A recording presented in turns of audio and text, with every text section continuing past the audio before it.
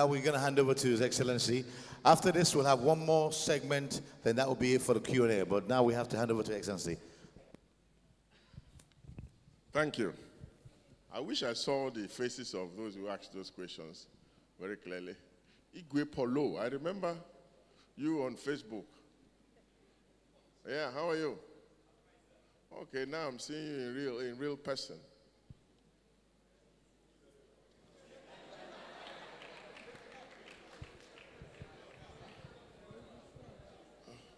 Okay.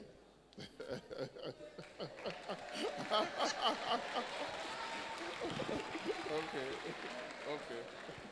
Thank you. He was one of my first friends on Facebook. And every morning I always interacted with him, but I'd never met him.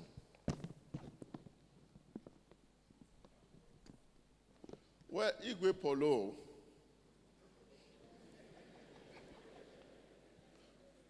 I hope that's your real name. Igwe Polo.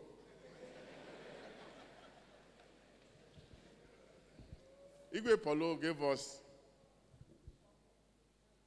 his ideas about education, which I believe accords with reality, how it should be. It is important for us to educate our people, because without education, they become spectators. I started off in my political career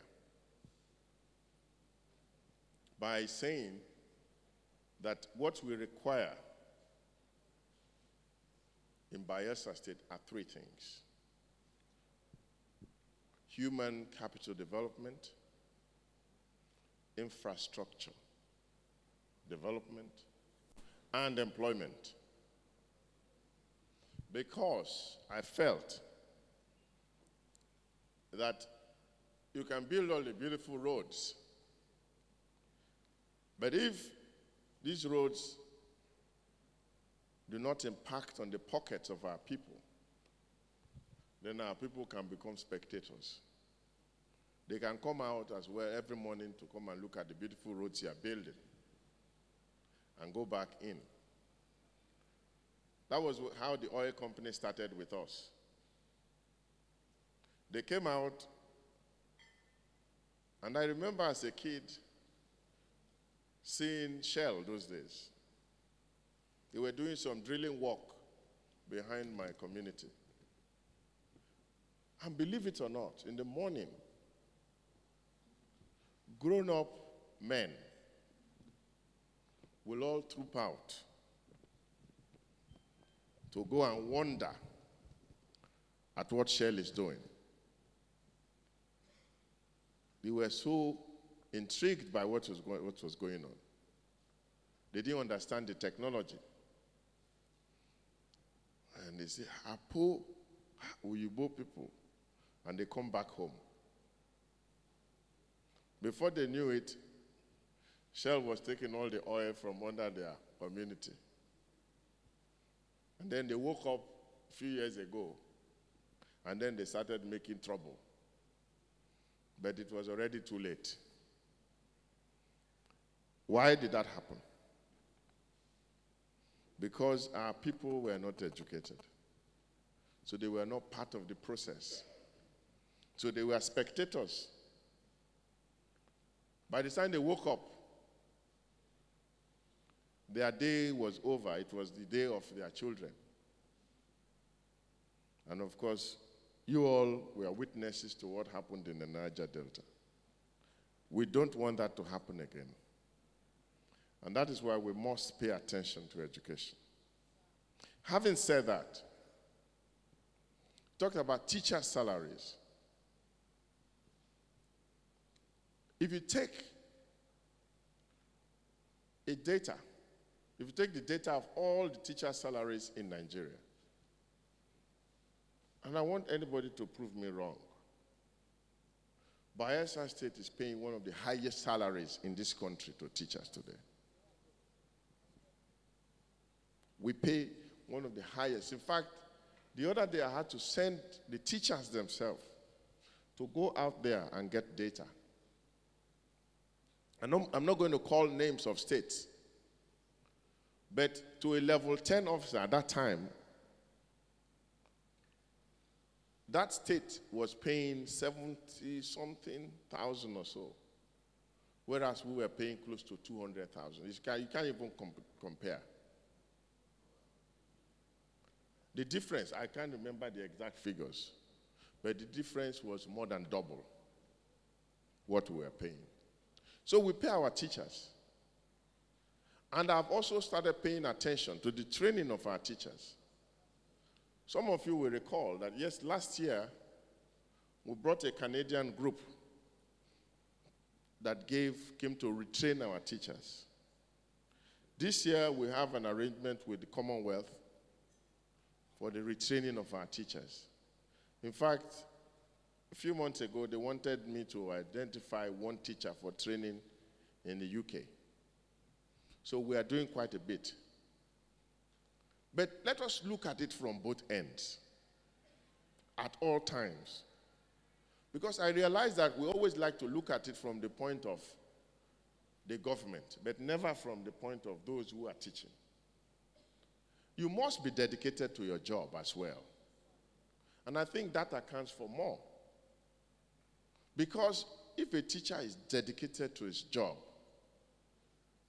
he can achieve wonders even in the face of so many challenges. Are our teachers so dedicated? It is possible for those of you who are here with me to start an advocacy, to get the teachers to really become very dedicated to their jobs. When I came in, I found a proposal on my desk for gifted children's schools. I love the idea, but I decided to put it a little bit in abeyance because I felt that before we develop gifted children's schools, I must identify the gifted teachers. Because if we don't have the gifted teachers, I don't know how those gifted children can do well. Igwe Polo, I hope you are satisfied. The barrister talked about private school fees. I am happy that you are talking about private school fees.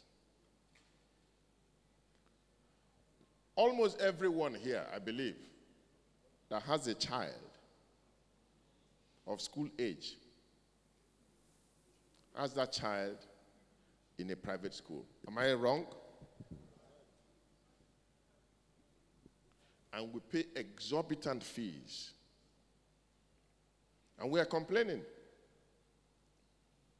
But if I build a good school, and I say, okay, send your children to that school and pay me just half of what you are paying to those private schools, all of you will say, oh, free education, free water, free food, free education, free health, free electricity. You see, we have a proverb that free things always hang for throat. That is the problem we all have. We must try to see how we can give a little bit. I want to build schools, but the problem is you build the schools, beautiful schools you build, and you say, okay, these are free schools. How do you sustain them? In a year, you go back, you want to cry. Because all the beautiful things that you put in there are all damaged. And then the next year, you are required to replace them. We must try to build things on a sustainable basis. Pay tax. No tax. You don't want to pay. You don't. Bayelsa civil servants pay the least tax in the whole country. I tried to just raise it to the minimum of the national level, and there was an uproar. You are all aware of it. Some of you are part of that uproar. The only source of funding I have is from the Federation account. And the Federation account is completely out of my control. If this month I send my commissioner to Abuja, and they write a check for him for 2 billion, and he comes back with it, that's what I have. Because they don't even give me the time or space to complain. So you are so dependent on something that you are totally not in control of. Now, if I want to exercise my head, trying to get some ingenious way of generating funds, I must get the buy-in of the people. But the people here that I know in Bayelsa are people who want free things from morning, free thing in the afternoon, free things in the evening. And nothing should be paid for. They don't want to contribute either their fund, their money, or even their time. How do we develop our state like this? Now you are complaining, and I'm happy that you are complaining. In fact, I will have a meeting with all private school owners of private schools. Let them even increase those fees a little bit. That is on a lighter note. Because I want all of us to come together and see how we can develop our schools and get our children into the public schools. When we were there, our parents were struggling to pay small fees. I don't want to make profit from the schools. If you say schools are free in America, check their taxation. They pay all kinds of educational taxes to support the free education. I don't have any problem with free education. But somehow, some way or the other, you must pay for it. Either at the point of taxation, or you pay directly to the school. But here, you don't want to pay the tax to support the education.